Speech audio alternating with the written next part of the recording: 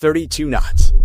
That's the speed of a vessel the size of a shopping mall, displacing over 100,000 tons of ocean, not racing to a destination, but holding position in the middle of open sea, pointed at a precise angle, maintaining an exact speed, while jet aircraft, weighing 45,000 pounds, launch off its bow every 90 seconds. It never stops. Not during flight operations. Not during storms. Not when the aircraft are all safely landed. The movement itself is the mission. Most people look at a Nimitz class or Gerald R. Ford class carrier and see a warship. What they're actually looking at is a moving airfield, a self-propelled wind machine, a disappearing act, and a power plant, all operating simultaneously. And every single one of those functions depends on the ship never being still. Pull on any one of those threads, and the same answer comes back every time. Keep moving. The reasons stack up fast. Here's where it starts. Wind.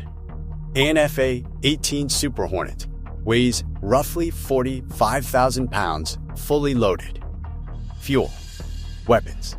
Pilot. Airframe. 45,000 pounds of machine that needs to leave a deck and climb. To do that, it needs airflow moving fast enough over its wings to generate lift. Without enough airflow, the physics don't work. The wing doesn't lift. The aircraft doesn't fly. It goes off the end of the deck and into the water. The flight deck of an aircraft carrier is roughly 330 feet wide and just over 1,000 feet long. That sounds enormous until you understand what it actually has to accomplish. A loaded Super Hornet needs somewhere between 160 and 180 knots of wind over the deck to launch safely. The steam catapult system, or on the newer Gerald R. Ford, classed the electromagnetic launch system, accelerates the aircraft from a standing start to flying speed in under 3 seconds across roughly 300 feet of deck. That is the mechanical contribution. But the wind over the deck is not optional. The catapult gives the aircraft speed. The wind gives it the ability to convert that speed into flight. Remove the wind, and the catapult is throwing a very expensive object into the ocean. Now here's the problem. The ocean doesn't always cooperate. On a calm day, with natural winds sitting at 5 or 10 knots, the carrier has a deficit. It needs 20 or more additional knots of wind that simply don't exist in the surrounding air. So it makes them. The ship turns into whatever wind exists and accelerates into it. The act of moving through calm air at 25 knots creates 25 knots of apparent wind across the deck. Combined with whatever natural wind is already present, the carrier manufactures the atmospheric conditions its aircraft require to survive the first 3 seconds after the catapult releases them. Think about what that means physically. A vessel heavier than all the steel used to construct the Empire State Building, moving at highway speed through open ocean, pointed with the precision of a compass needle, for the sole purpose of tricking a 45,000-pound jet into believing there is a headwind strong enough to keep it airborne. The ship is not going anywhere in that moment. It is generating weather. That is the first reason it never stops. But wind is only the beginning. The real machinery at work on a carrier is time, and the way time pressure compounds when you have dozens of aircraft airborne simultaneously with nowhere else to go. A carrier air wing conducting full flight operations is not launching aircraft one at a time and waiting politely for each one to return before sending the next. It is running a continuous, overlapping cycle that looks from above like controlled chaos, and from inside like a precisely choreographed machine operating at the absolute edge of its tolerances. Aircraft are launching off the bow catapults. At the same moment, aircraft are recovering on the angled deck at the stern. The angled deck, that distinctive diagonal runway that gives modern carriers their asymmetric shape, exists specifically so that landing aircraft and launching aircraft don't occupy the same strip of pavement at the same time. That was a British invention from the 1950s, and it changed carrier aviation permanently. Before the angled deck, a landing aircraft that missed the arresting wires had nowhere to go except into the aircraft parked at the bow. The angled deck gives a bolter, a missed wire landing, a clear path to fly off and come around again. While recoveries and launches are happening simultaneously, dozens of aircraft are being spotted, fueled, armed, and repositioned across the flight deck surface by crews working around running jet engines. In all weather, day and night, helicopters orbit in a holding pattern on search and rescue standby. Tanker aircraft fly racetrack patterns above the group, passing fuel through a hose to jets that burned more than expected on the mission. Everything is moving. Everything is timed. And every aircraft in that system has a fuel state. A hard countdown before the engine stops producing thrust. The carrier must hold its heading and speed throughout the entire cycle, because every pilot currently airborne is flying an approach or a holding pattern calculated against a ship moving in a known direction at a known speed. The approach path, the glide slope angle, the lateral lineup, all of it is computed relative to a moving reference point that the pilot trusts to stay predictable.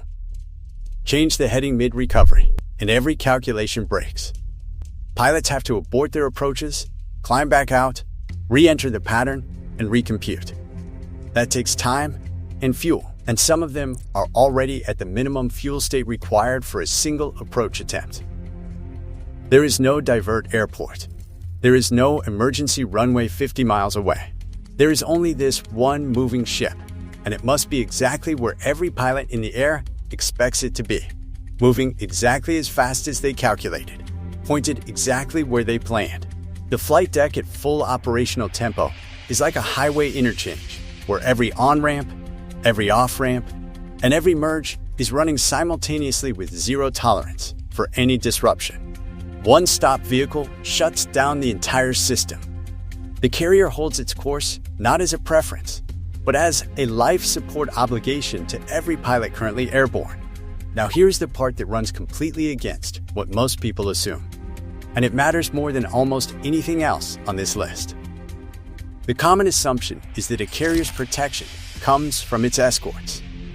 The Arleigh-Burke-class destroyers, surrounding it in a layered defensive screen.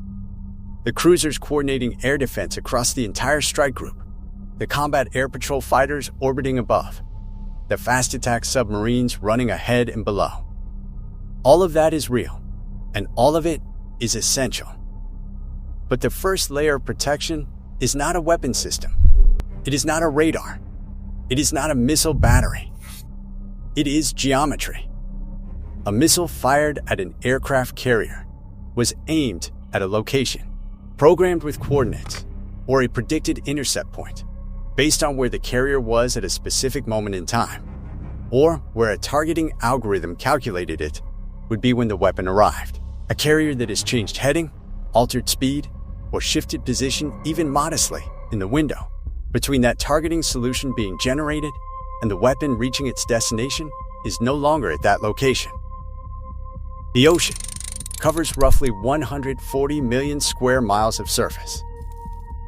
A carrier operating under emissions control, running without active radar transmissions that could be tracked, moving at speed, changing course on an unpredictable schedule, is not invisible to a determined adversary with satellites and long-range maritime patrol aircraft. But what continuous movement creates is uncertainty. And in the mathematics of anti-ship missile guidance, a small margin of positional uncertainty translates directly into a miss. A miss against an aircraft carrier in open ocean means the weapon hits water. The ocean is an excellent interceptor.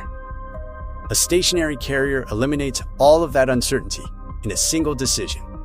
It becomes a fixed coordinate, a known point that does not require prediction because it is not going anywhere. Fixed points do not survive saturation missile attacks from a modern peer adversary. This is not a theoretical concern. It is the central lesson of every naval wargame the United States Navy has run for the last 4 decades. This is why carrier strike group operations involve constant, deliberate maneuvering, even in the absence of any identified threat. The unpredictability is not reactive. It is not something the crew activates when danger appears on the radar screen. It is structural doctrine, built into how the ship operates from the moment it clears the harbor entrance to the moment it returns. Stopping is not a rest. It is handing an adversary a solved problem and asking them not to use it. There is a fourth reason the carrier never stops, and it almost never appears in any public discussion of carrier operations. A nuclear-powered Nimitz-class carrier runs 2 Westinghouse A4W reactors. Together, they produce somewhere in the range of 600,000 shaft horsepower. To give that number a physical shape, imagine lining up more than 1,500 full-size automobile engines side by side, all of them running simultaneously at wide-open throttle, and channeling every horsepower they collectively produce into 4 propeller shafts. Each shaft turns a bronze propeller, roughly 21 feet across. Those 4 propellers push over 100,000 tons of steel through seawater at speeds that would leave most recreational boats well behind. Those reactors generate heat on a scale that is difficult to fully appreciate from the outside. The propulsion system absorbs the majority of that energy and converts it into shaft rotation and forward motion. But a nuclear vessel's thermal management is a continuous engineering balancing act. The ship's speed, its power draw from the reactors, and its cooling systems all operate within parameters that assume sustained underway operations. Extended periods at very low speed or full stop create thermal and operational conditions the system was not optimized to handle indefinitely.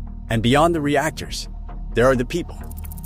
Nearly 5,000 crew members living and working inside a vessel with the internal square footage of a mid-sized urban office tower, conducting around-the-clock operations across every department simultaneously.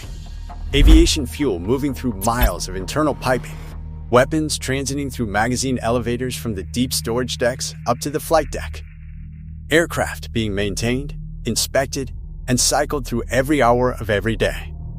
The sustained operational rhythm of a carrier at sea is one of the most complex continuous human logistics operations that exists anywhere on Earth. It is calibrated around a ship that is underway. Stopping does not pause that rhythm. It disrupts every system downstream that depends on it. So here is what you were actually looking at the last time you saw footage of a carrier strike group pushing through open ocean, with its escorts spread around it. Not a warship moving between 2 points on a map, a system actively maintaining the atmospheric conditions its aircraft need to fly, the timing precision its pilots need to land safely, the geometric uncertainty its survival depends on, the thermal balance its reactors require, and the operational tempo that keeps 5,000 people and 100 aircraft functioning as a single integrated weapons system. The movement is not travel. The movement is the infrastructure. The speed is a utility the entire system draws from continuously.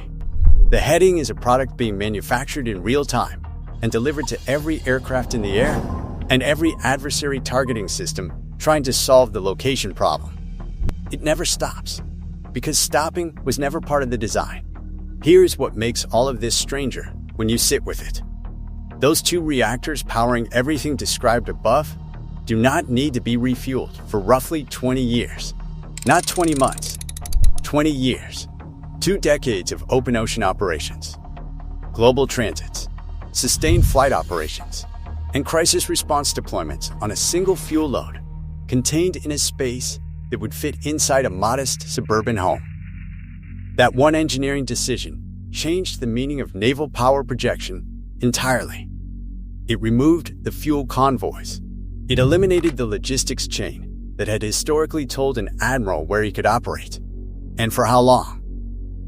It made the carrier genuinely independent of the coastline and the supply port, in a way no warship in history had ever been before.